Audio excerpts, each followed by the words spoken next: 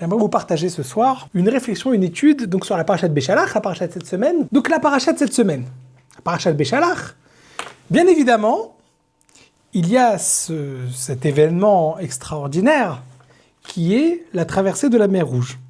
D'accord ? Donc le peuple juif est libéré d'Égypte, ils partent dans le désert, ils se dirigent vers le mont Sinaï, et tout d'un coup, Pharaon se rend compte finalement qu'il a libéré le peuple juif, et il regrette, il envoie toute sa cavalerie. Au passage, petite question que je vous pose, vous pouvez réagir, d'où est-ce qu'il avait des chevaux ? Pharaon envoie toute la cavalerie derrière le peuple juif. Mais il y a eu les 10 plaies qui sont passées. D'où avait-il des chevaux ? Donc c'est incroyable. Le Rav Wolbe, donc c'est une petite remarque au passage, Rav Wolbe, je ne sais pas si vous connaissez Rav Shlomo Wolbe, un grand maître du Moussar qui est décédé il y a une quinzaine d'années. Le Rav Wolbe nous dit, on a une grande leçon à apprendre des Égyptiens. Parce que c'est écrit que tout celui qui craint Dieu a fait rentrer les animaux dans leur maison. Donc c'est incroyable, c'est-à-dire qu'ils ont craint Dieu, mais ils ont utilisé ces chevaux-là après pour poursuivre le peuple juif. Donc qu'est-ce que ça veut dire que la crainte de Dieu ? Même des impies, comme les Égyptiens, ont eu à un moment donné de la crainte de Dieu. Ils ont eu peur de Dieu, ils ont rentré leurs animaux, ils ont voulu faire confiance à Dieu, et ils se sont protégés de la plaie. Alors qu'il y en a d'autres qui ne l'ont pas fait, ils ont dit on s'en fout de Dieu, c'est pas vrai, ça ne va pas arriver.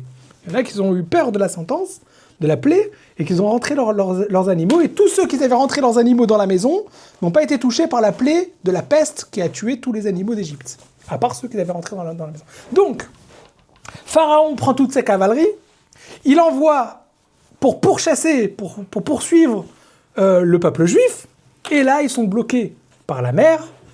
Dieu fait un miracle, il ouvre la mer, tout le peuple juif rentre, traverse la mer, les Égyptiens continuent à pourchasser le peuple juif dans la mer Rouge, et là, la mer se referme sur tous les Égyptiens, et enfin, le peuple juif est réellement libéré. Ça fait un peu penser à une scène, quand j'étais enfant, j'avais lu La case de l'oncle Tom.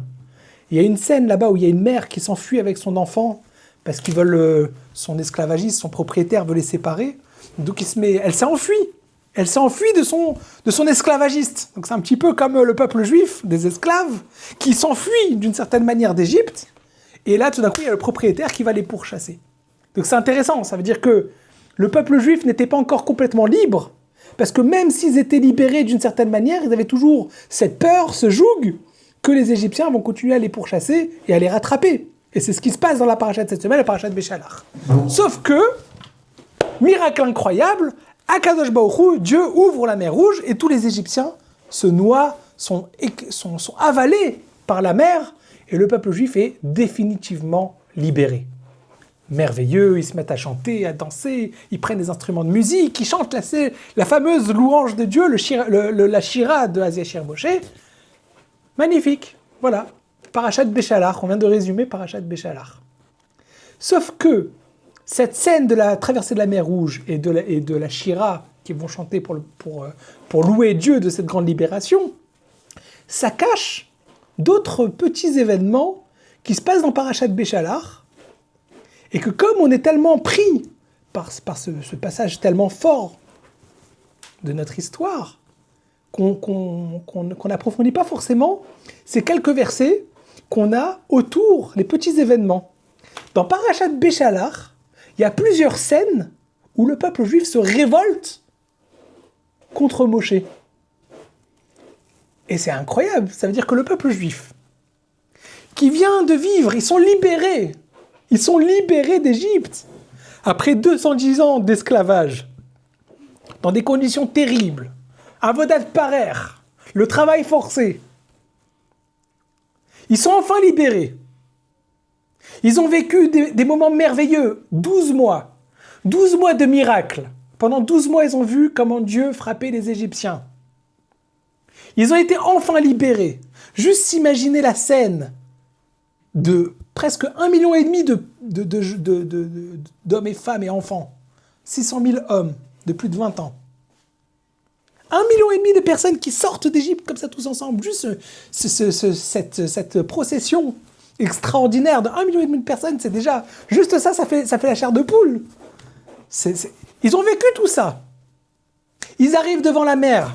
La mer, elle est fermée, il y a les Égyptiens derrière. Dieu ouvre la mer de manière miraculeuse devant eux. Ils traversent la mer, ils ont que des miracles. Tout est merveilleux, tout est extraordinaire. 2 minutes plus tard, qu'est-ce qui se passe? Ils se révoltent. À peine ils ont passé tous ces miracles-là, ça y est, ils se révoltent. Donc comment c'est possible? Comment comprendre ça? Donc c'est ce que je veux voir avec vous ce soir. On va regarder un petit peu les versets, regardez les versets. Les mots de ces psukim-là sont extraordinaires. Donc on est après la traversée de la mer Rouge dans la paracha de Béchalach. Vayisu me'elim, vayavu kol hadat ben Israël el midbar Sin, asher ben Elim ou ben Sinai, bechamisha asar yom lachodesh hasheni letzetam me'eret Mitzrayim. Donc ils ont voyagé d'un endroit qui s'appelle Elim, et toute l'assemblée des enfants d'Israël sont venus dans le désert de Sin, qui se trouve entre Elim et entre le Sinaï. C'était le 15e jour du 2e mois de leur sortie de la terre d'Égypte. Et regardez ce verset. Vayilonu kol hadat ben Israël al Moshe ve'al Aaron bamidbar. Je relis le verset avant de le traduire, parce que juste le lire déjà, c'est extraordinaire. Vayilonu. Je ne sais pas si vous êtes hébraïsant, c'est un mot qu'on adore en Israël, ça. C'est peut-être le mot le plus utilisé en Israël, une tlouna.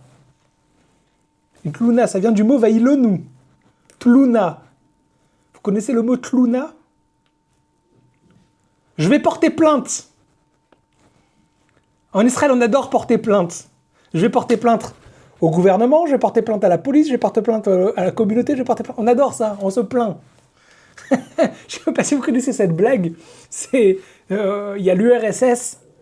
Il y avait encore l'URSS, il y a un juif en URSS qui émigre en Israël. Il va recevoir sa Teudat Zehut, sa carte d'identité israélienne. Au moment où il reçoit sa carte d'identité, l'agent qui s'occupe au service de l'immigration, il lui dit « Comment ça se passe la santé en URSS ?» Il dit « Ah, on peut pas se plaindre. » Il dit « Mais l'économie, comment ça se passe en URSS ?»« On peut pas se plaindre. »« Ah bon ? Et le judaïsme en URSS ?» Il dit « Ah, on peut pas se plaindre. » Il dit « Alors si on peut pas se plaindre, pourquoi vous êtes venu en Israël ?» Il dit « Ah, parce qu'ici on peut se plaindre. » Voilà, en Israël on adore se plaindre. La tlouna. Tlouna c'est un mot, voilà, ils se sont plaints. Donc Vayilonu, kol hadat ben Israël, toute l'assemblée des enfants d'Israël se sont plaints. Alors la traduction, là j'ai traduit, ils se sont plaints. Mais en fait, c'est plus qu'une plainte. Il y a eu une espèce de rumeur comme ça qui est en train de prendre dans tout le peuple juif. Il y a comme ça la rue, l'Iran, les émeutes qui sont en train de monter dans le campement du peuple juif. Contre qui? Al Moshe ve'al Aaron bamidbar. Ils se trouvent dans le désert. Et là, il y a l'espèce de murmure comme ça, une rumeur de plainte qui est en train de monter dans le campement contre Moshe et Aaron.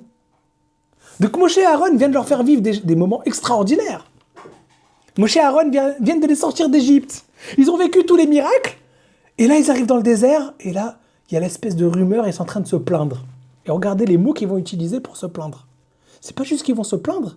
C'est qu'ils vont utiliser des mots.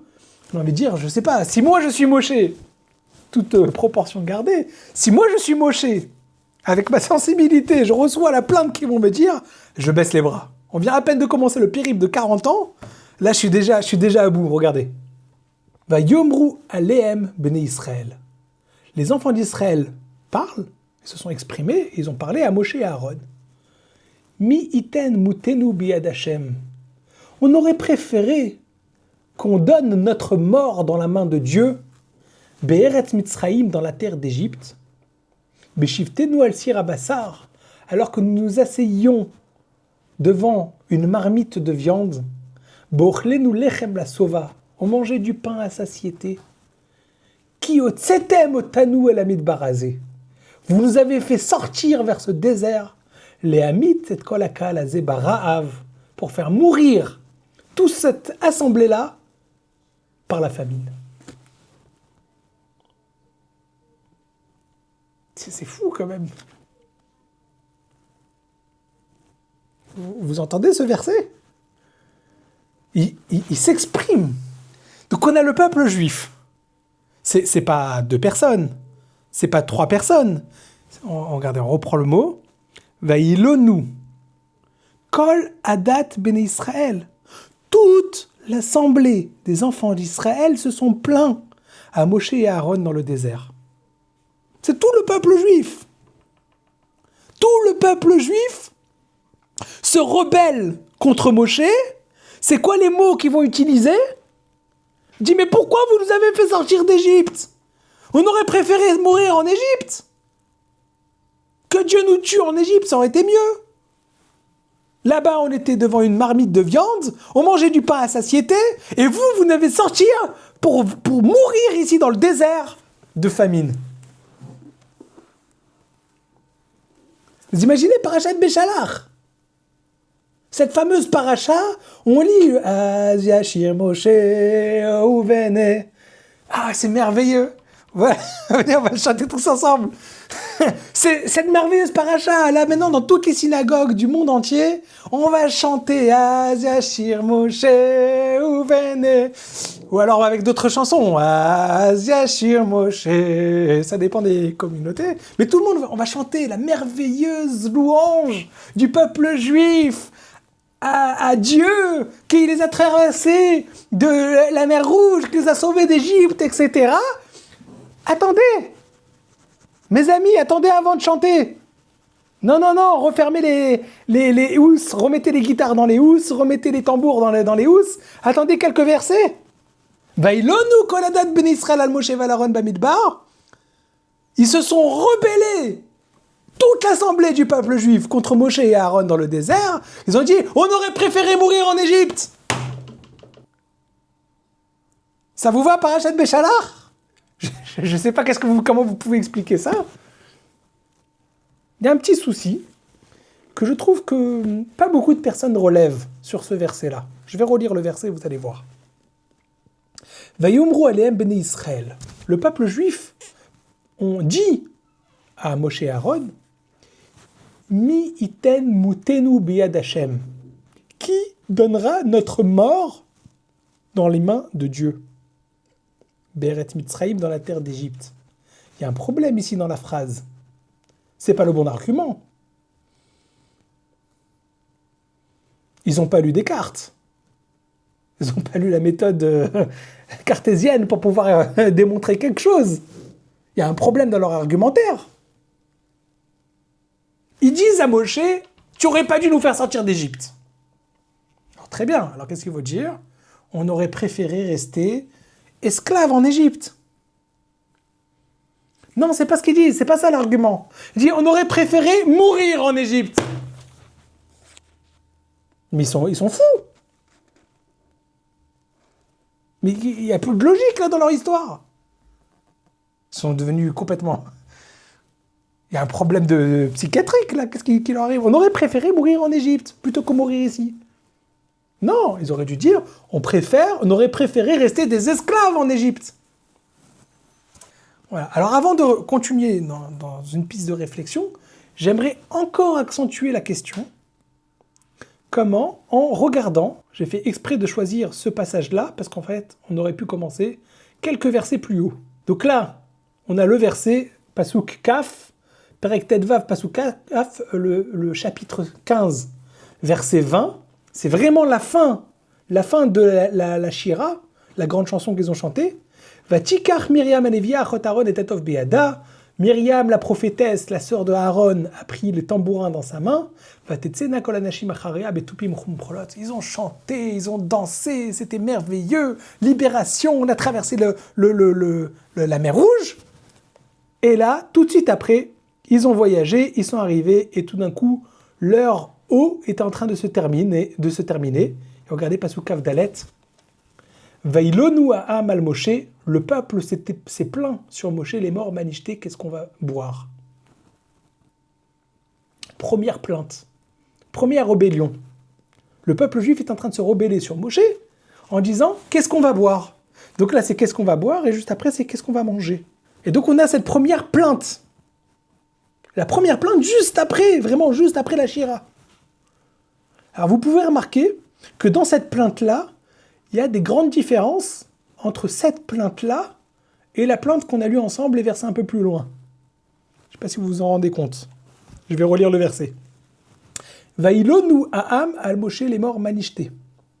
Le peuple s'est plaint à Moshe en disant qu'est-ce qu'on va boire. Vous voyez qu'il y a des différences entre ce verset-là et le verset d'après? Regardez, je vais vous montrer le verset d'après. Vaïlonu koladat ben Israël al Moshe va Aaron bamidbar. Toute l'assemblée des enfants d'Israël se sont plaints sur Moshe et Aaron dans le désert. Je reviens un peu plus haut, quelques versets plus haut. Vaïlonu Aham al Moshe les morts manishté. Le peuple s'est plaint sur Moshe en disant qu'est-ce qu'on va boire. Est-ce que vous voyez la différence? Non, vous ne voyez pas de différence. Le verset, il est plus court. Il y a moins de mots. Qu'est-ce qui manque? Voilà. Vous avez pointé du doigt. Il manque Aaron dans l'autre plainte. Vaïlonu Aham al Moshe les morts manishté. Là, il n'y a que Moshe qui est pris à partie. Alors que dans le verset d'après, il y a Moshe et Aaron. Quand ils se plaignent de ne plus avoir de l'eau, ils se plaignent contre Moshe. Quand ils se plaignent de ne plus avoir à manger, ils se plaignent contre Moshe et Aaron. Première différence. Donc en réalité, c'est pas dans l'ampleur de la plainte, c'est dans à qui est adressée la plainte qu'il y a une différence. Alors par contre, je suis d'accord avec vous qu'il y a aussi une différence dans l'ampleur. Parce que regardez, c'est écrit Vaïlonu Aham. Le peuple s'est plaint. Alors que dans les versets d'après, c'est écrit quoi? Vaïlonu kol adat bnei Israël. C'est pas écrit le peuple s'est plaint, c'est écrit toute l'assemblée des enfants d'Israël se sont plaints. Pourquoi c'est écrit ici? Toute l'assemblée des enfants d'Israël se sont plaints sur Moshe et Aaron, alors que là-bas c'est écrit le peuple s'est plaint. Quelle est la différence de dire le peuple s'est plaint et tous les enfants d'Israël, toute l'assemblée des enfants d'Israël se sont plaints? Alors regardez, on va se diriger vers la réponse que le natif va nous donner, que je trouve personnellement extraordinaire. J'espère que vous partagerez cela. Je ne vous en veux pas si vous ne le partagez pas, mais j'espère en tout cas que vous allez voir combien c'est... ce que moi je trouve est extrêmement puissant. Le natif nous dit, alors regardez, peut-être on va le faire dans les mots. Regardez là, Emek Davar, c'est le commentaire du natif que j'ai l'habitude de rapporter souvent. Avdatali Tzvi Berlin, c'est écrit comme ça. Vaïlonu koladat ben Israël, toute l'assemblée des enfants d'Israël. Il explique comme ça, il dit Lo kmo shaya bemara. C'est pas la même plainte que ce qu'il y a eu à Mara. Mara, c'est quelques versets plus haut où ils se sont plaints sur de l'eau. Sheitlonenu Aham. En haut, c'est le peuple qui s'est plaint.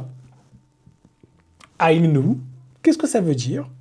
Miktsat mehem. En haut, quand c'est écrit le peuple s'est plaint, quand on dit le peuple, on peut dire que c'est une partie du peuple. Il y a eu un groupe qui se sont plaints. Mais ce n'est pas tout le peuple juif. Il y a une partie qui se sont plaints. Velo kulo, share behemat lo isigut simaon kemoshe katavti. En fait, il dit que Amara, quand ils se sont plaints, ils n'avaient pas soif. Ils n'étaient pas arrivés à un degré où ils avaient soif. C'était juste qu'ils se rendaient compte que l'eau est en train de se terminer. Mais l'eau n'était pas encore vraiment terminée. Et ils n'étaient même pas encore arrivés dans le besoin de boire. Mais ils voyaient l'eau qui était en train de se terminer. Donc il y en a qui ont commencé un petit peu à rugir, un petit peu à se plaindre, un petit peu à grogner. Oh là là, qu'est-ce qu'on fait là? On a besoin d'eau. Donc c'est pour ça que là-haut, c'est écrit qu'il y a une partie du peuple qui s'est plaint. Vaya betikva shetui l'ashgachato yitbarach shelo yihu nitzachim lebaim kemo sheya beshalosh yamim harishonim. Et en réalité, il explique le natif là-bas qu'on pouvait très bien continuer à se débrouiller avec l'eau qu'on avait, comme ils ont vu que l'eau qu'ils avaient pendant 3 jours, c'était de l'eau de manière miraculeuse, puisque ils ont eu de l'eau qui a tenu plus que ce qui devait tenir. Maché Enken, ce qui n'est pas le même cas ici dans notre sujet. Be'eder achila. Là, ils sont dans une situation où ils n'ont plus rien à manger. Il n'y a plus rien à manger. Yefchar bateva lichiot. On ne peut pas vivre sans manger. Alken kula miklonenu. Donc déjà, il nous dit ici, différence technique. Dans la situation avant, c'est seulement une partie du peuple qui s'est plaint. Pourquoi ? Parce que c'était juste des grogneurs qui étaient là en train de se dire « Mais comment on va continuer comme ça alors que notre eau est en train de se terminer ?» C'est pas une plainte qui prend sa source dans un besoin. C'est une plainte qui vient dans la stratégie. Qu'est-ce que tu es en train de faire comme stratégie, Moshe ? De toute façon, on ne comprend pas où est-ce que tu veux nous mener. Mais finalement, ils se débrouillent là maintenant. Donc tant qu'on se débrouille, on se débrouille. Ici, c'est autre chose.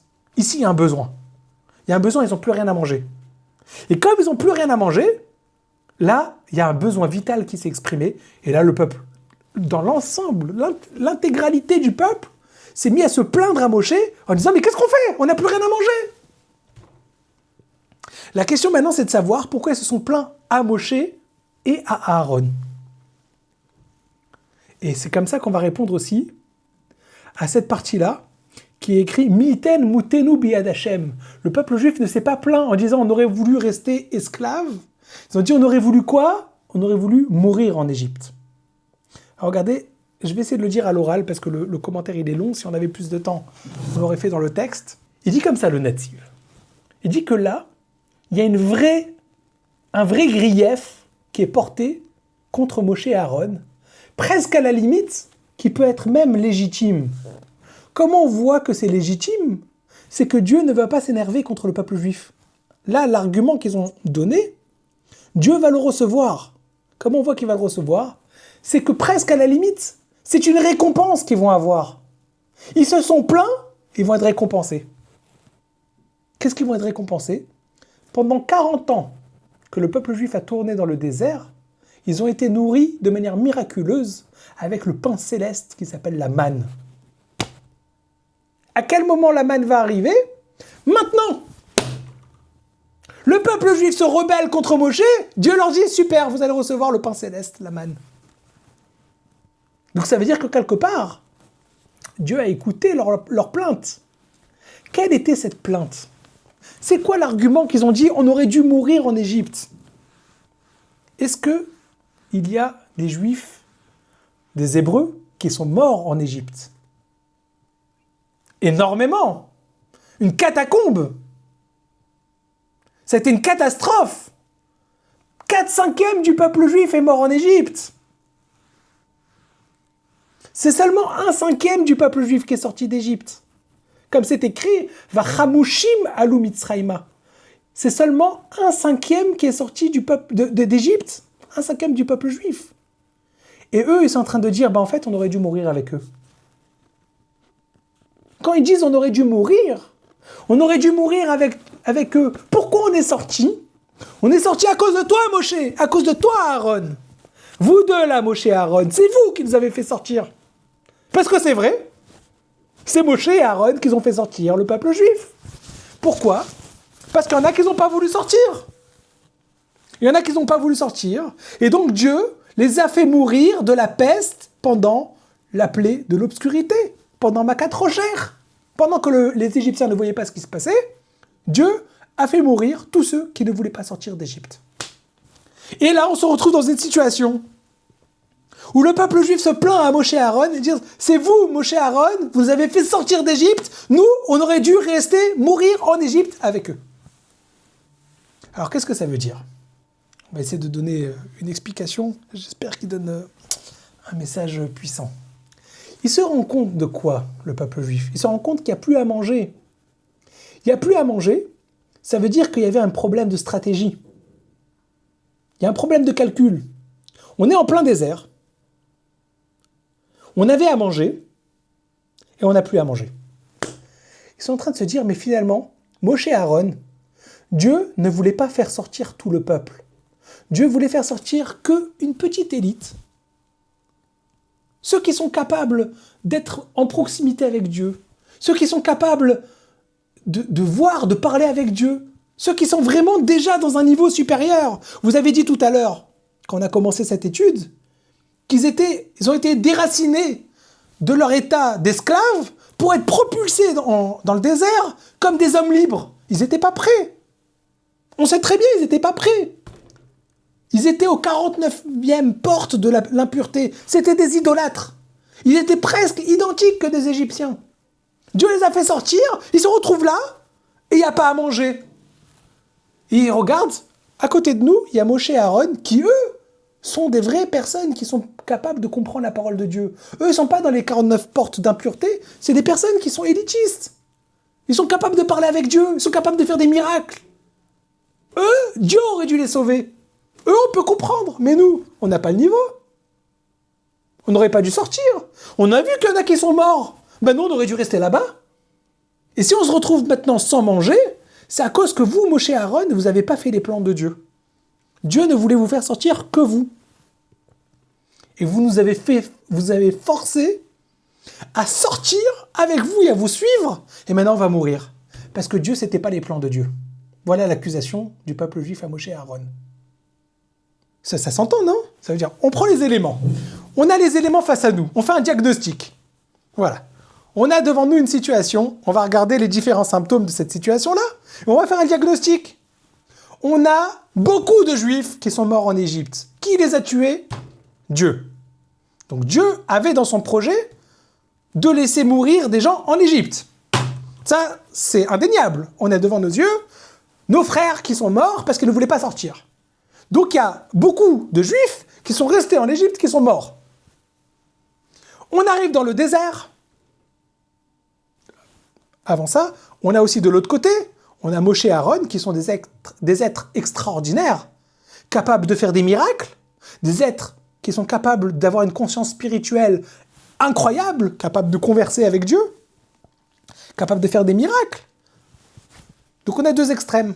On a ceux qui sont très très loin, qui ne veulent même pas sortir d'Égypte, qui restent mourir en Égypte, et on a de l'autre côté une petite poignée de personnes, Moshe et Aaron et tous ceux qui ressemblent, une élite, qui sont dans une conscience de Dieu extraordinaire. Et au milieu, on a le peuple. Tout le peuple. Pas quelques individus, pas une partie, tout le peuple. Et ils se rendent compte de quoi? Ils n'ont pas à manger. Ils disent à Moshe et Aaron, t'as pas bien prévu ton histoire. On avait un voyage à faire depuis l'Égypte jusqu'à la terre d'Israël, en passant par le mont Sinaï. Il fallait prévoir à manger. Donc si t'as pas prévu à manger, c'est que les plans, ils ont été changés. C'était pas ça qui était prévu. Et ils se rendent compte qu'en fait, peut-être, que dans les plans de Dieu, ils auraient dû rester tous en Égypte et mourir en Égypte, et c'était pas prévu. Et donc ils se retrouvent là, et disent, Dieu nous a pas pris en compte. On va mourir ici. À cause de qui on va mourir ici? À cause de vous, Moshe et Aaron, alors qu'on aurait pu rester encore un petit peu en Égypte. Alors, regardez, je vais vous lire juste ce passage-là du natif. Regardez, juste, c'est un grand paragraphe, le natif, je vais vous lire juste la phrase « Et là ». Regardez ici, vous voyez, n'est-ce pas? « Et là, car aïta atluna al Moshe ve Aaron ». Ainsi était la plainte sur Moshe et Aaron. Chez Rajvou, qu'est-ce qu'ils ont pensé? Qui beratson Hachem, la volonté de Dieu, aya loti et daktana, c'était de sortir un petit groupe, Shalzik Neador, des grands sages de la génération, Vetsadikim, des gens justes, Meikaram, depuis toujours, Shayou Bemitzraïm, qu'ils étaient déjà justes et tzadikim même quand ils étaient en Égypte. Velo kol amon aham, Dieu ne voulait pas faire sortir tout le peuple. Asher kama mehem be'et loratzulatzet, comme ils ont pu voir, qu'il y en a beaucoup qui ne voulaient pas sortir. Loulé, si ce n'est, Moshe et Aaron, le rôle de Moshe et Aaron, à chotzvim la avot esh, qu'ils ont essayé de faire enflammer les cœurs, bidivrehem par leurs paroles, valsfatehem, et avec leurs lèvres, lakrou les vavam, ils ont pris les cœurs, ils ont fait un lavage de cerveau, ou pitoum, ils ont séduit la tzed gamema, ils ont séduit le peuple de sortir. En gros, ce qu'il dit le natif, c'est que Moshe Rabbeinu, il remplissait des zéniths, il remplissait l'Olympia pour faire des meetings politiques où il expliquait au peuple juif pourquoi c'est bien pour eux de sortir d'Égypte. Parce que personne ne voulait sortir d'Égypte, il n'y avait personne. Aucun juif ne voulait sortir d'Égypte. On a le peuple juif partagé en 5 cinquièmes, 4 cinquièmes ne sont pas sortis, il reste 1 cinquième. Pourquoi ils sont sortis? Parce qu'ils se sont laissés convaincre par les discours enflammés de Moshe et Aaron. Le peuple juif ne voulait pas sortir d'Égypte. Et ceux qui sont sortis, ils sont sortis parce qu'ils ont été convaincus. Ils ont été convaincus par les discours enflammés de Moshe et Aaron, des meetings. Ils remplissaient des salles pour faire des meetings politiques en leur disant « Il faut sortir d'Égypte, c'est bien, on va sortir, on va partir en terre d'Israël, on va recevoir la Torah, on va vivre quelque chose de merveilleux. » Moshe, il a vu Dieu. Il est sorti dans le désert, il a rencontré Dieu à Horeb. Il est revenu avec les flammes dans les yeux. Et grâce à ça, d'ailleurs, c'est grâce à ça qu'il a réussi à faire sortir le peuple juif. Parce qu'en réalité, il fallait le faire sortir. Mais pourquoi? Ils étaient tellement empiétrés dans leur, comme vous disiez Thierry, dans le syndrome de Stockholm. Ils étaient tellement dans leur univers égyptien qu'ils n'étaient pas capables de voir autre chose que ça. Il fallait quelqu'un comme Moshe Rabbeinu, qui n'a pas été une personne qui connaît tellement proche Dieu, pour pouvoir leur apporter cette flamme, sortir le peuple juif de là où ils étaient. Et il a réussi à convaincre un cinquième. Sauf qu'ils se retrouvent là, à cet instant-là, ils se sont dit, d'accord, que Dieu il ait parlé à Moshe, on le croit, on a vu Kriyat Yam-Souf, on a vu le passage de la mer Rouge. C'est écrit là-bas, Vayaminu Bachem ou Moshe Avdo, après le passage dans la mer Rouge, ils ont cru en Dieu et en Moshe son serviteur. Donc ils sont d'accord, Moshe Rabbeinu, il n'y a pas de problème, tu es un envoyé de Dieu. Mais un envoyé pourquoi? Pour sortir d'Égypte avec une poignée de personnes, pas tout le peuple. Nous, on aurait dû mourir en Égypte.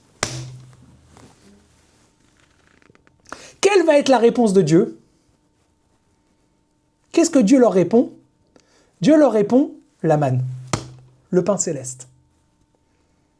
Et ça, c'est extraordinaire. Le pain céleste, ça veut dire que même, tout le monde est d'accord que le peuple juif n'avait pas le niveau de sortir d'Égypte. D'ailleurs, qu'est-ce que Dieu leur a demandé de faire? Il leur a demandé de faire un petit signe autour de la porte. Pourquoi? Parce que ça ne servait à rien de leur demander des grandes choses. Ils n'étaient pas capables. Il fallait juste un petit quelque chose de rien du tout, juste pour montrer qu'ils ont une petite volonté. Parce qu'en fait, la différence entre des Égyptiens et des Hébreux, c'était pas grand-chose. Donc il fallait juste faire un petit signe pour montrer on a envie de sortir. Mais en réalité, ils n'avaient pas le niveau. Comme c'est connu, ils étaient au plus profond de l'impureté. S'ils avaient encore attendu encore un petit peu, c'était fini. Ils ressemblaient à des Égyptiens, il ne restait plus rien d'eux. Dieu leur répond quoi? Il leur répond, je vais vous donner la manne. Ça veut dire quoi la manne? C'est quoi le bras de fer qui est en train de se passer entre Moshe et Aaron d'un côté et le peuple juif? Eux, ils sont en train de dire, pour pouvoir être proche de Dieu, pour pouvoir servir Dieu, pour pouvoir vivre avec les principes de Dieu, il faut être des gens comme vous. Il faut être des gens grandioses, des gens spirituels, des gens de tzadikim, des gens qui ont toujours été comme ça. Nous, on n'est pas capables. Nous, on n'est pas aptes, on n'est pas adaptés à ce mode de vie. On se retrouve dans le désert, c'est pas possible, on ne peut pas vivre là. Dieu va donner la possibilité à chacun de goûter le pain céleste. Ça veut dire quoi? Ça veut dire que chacun, avec son travail, à son niveau, il peut atteindre une vie spirituelle miraculeuse. Chacun, il peut vivre une vie spirituelle miraculeuse.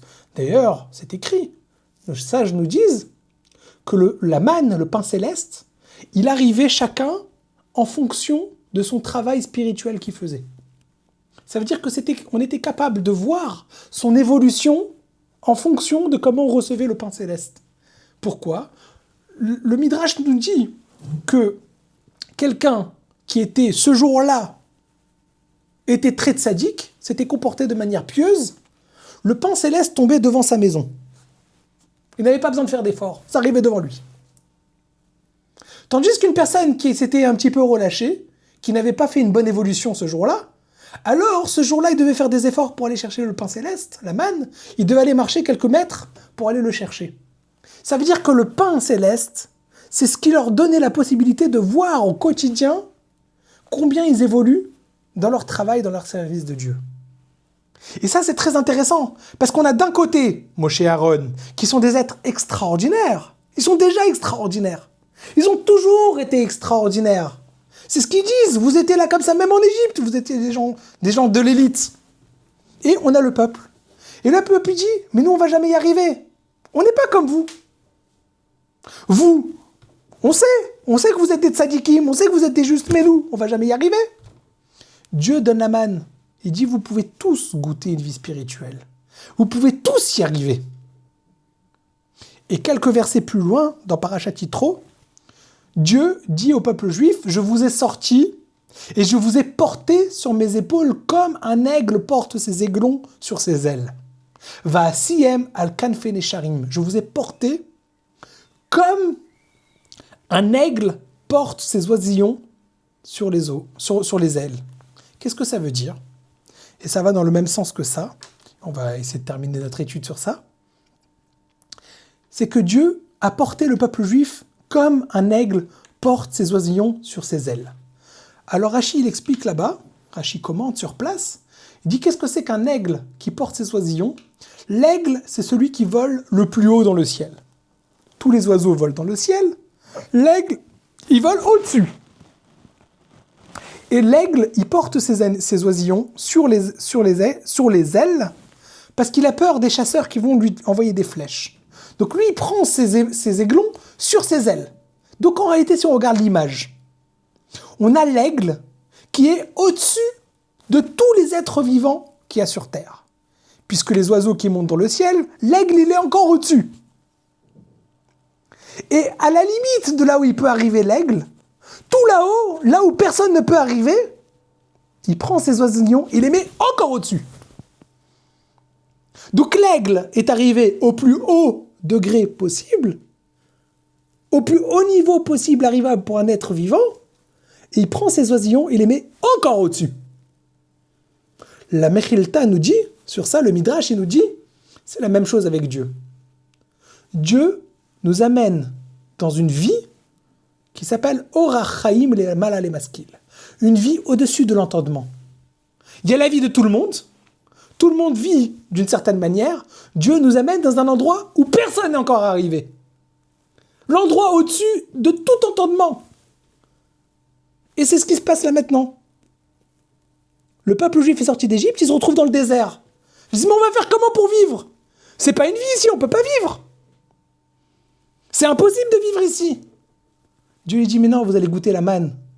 Vous allez vivre une vie que personne ne peut vivre. Une vie spirituelle. Une vie extraordinaire. Une vie pendant 40 ans. Ils vivent de manière, dans un endroit inhospitalier, un endroit où un homme il ne peut pas vivre. Et ils vont vivre. Et ils vont se construire. C'est ça le peuple juif. C'est ça le service divin. C'est ça notre identité. Le peuple juif est voué à vivre une vie extraordinaire. Et malheureusement, nous on se dit, mais on ne peut pas, on n'est pas au niveau. C'est pas notre vie, nous on ne peut pas y arriver. Comment on va faire? Comment on va faire? On ne peut pas vivre comme ça. On ne peut pas faire ça. Comment je vais me débrouiller pour Shabbat? Comment je vais me débrouiller pour ça? Comment je vais me débrouiller pour faire ma tefila? Comment je vais me débrouiller? Mais on fait. Et on arrive à faire une vie extraordinaire, pleine de sens, pleine de mitzvot, pleine de profondeur, de connaissances. Un travail sur nous-mêmes, une évolution sur nous-mêmes. Tout ça grâce au commandement de la Torah. Et très souvent, on se demande, mais comment on va y arriver? Mais on y arrive! Et c'est ça ce qu'il leur apprend ici. Ils arrivent là maintenant pour la première fois dans une situation, ils se demandent, mais comment on va faire? Et c'est ce que vous avez dit depuis le début, c'est le syndrome de Stockholm. Ils sont encore en Mitzraïm. Ils sont encore en Égypte. C'est quoi l'Égypte? Le Maharal, il explique, l'Égypte, c'est le mot. Le mot Égypte en hébreu, on dit Mitzraïm. Mitzraïm, le mot Mitzraïm, ça veut dire les limites. Meitzar. Meitzar, c'est les limites. On est limité. Quand on est en Égypte, on est limité. On voit la réalité. On ne peut pas sortir de cette réalité. On est limité. Dieu nous a sortis de cette limite. Dieu nous a sortis. Il nous a dit, vous êtes capables de faire des choses extraordinaires. Vous pensez que vous êtes limité, c'est parce que vous êtes encore en Égypte. Vous êtes encore en Égypte, vous êtes bloqué là-bas. Vous pensez que vous êtes limité? Dieu nous sort d'Égypte et nous amène dans une vie extraordinaire, au-dessus, comme un aigle qui prend ses oisillons sur ses ailes. L'aigle, c'est celui qui est arrivé au plus haut niveau possible. eh ben, il a pris ses oisillons et les a mis encore plus haut. Dieu nous amène là, et là, ils sont en train de critiquer Moshe. Il dit, mais t'as pas compris, c'est impossible ton histoire. On n'a pas à manger. Comment on va faire? On n'a rien, on va pas se débrouiller dans le désert. Ton histoire, elle n'est pas possible. Dieu dit, mais si, c'est possible, je vais vous donner la manne. Je vais vous donner le pain céleste. Et vous allez voir, vous allez goûter au pain céleste et vous allez tous les jours évoluer. Vous allez grandir et grandir et grandir et grandir et grandir jusqu'à que vous arrivez à un peuple qui va rentrer en Eretz Israël. Ça, c'est le message de la Torah. Tout est possible si on travaille avec l'enseignement de la Torah, avec notre identité juive, avec les commandements, avec tout ça. On peut arriver à des choses extraordinaires qui est au-delà de l'entendement. Et quand on est là en train de se dire, mais comment on va faire? Comment on va se débrouiller? Ça, c'est parce qu'on est bloqué en Égypte.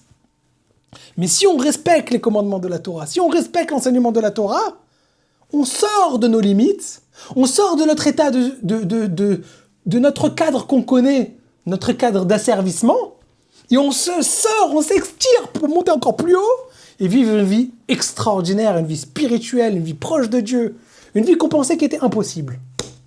Voilà, ça c'est le message de Béchalach. On arrive juste après la sortie d'Égypte, on arrive après la traversée de la mer Rouge, on arrive enfin à la réalité que Dieu veut nous faire goûter. Ça nous paraît impossible parce qu'on est encore, comme vous avez dit depuis le début, conditionné par notre façon de penser égyptienne. Et là, Dieu nous fait goûter à quelque chose de merveilleux qui s'appelle la manne. Et d'ailleurs, la Gemara, et je termine sur cette phrase, la Gemara nous dit « En ha-Torah nitnet ela leochle haman » La Torah ne peut être donnée qu'à quelqu'un qui est capable de vivre avec le pain céleste. Comme ça, la Gemara, elle dit. Et ça, c'est l'entrée vers l'identité juive, l'entrée vers la pratique juive, l'entrée vers tous les enseignements de la Torah. Tout est possible. Tout est possible pour nous sortir de nos limites. Voilà, c'est ce que je voulais partager avec vous ce soir. Et pour moi,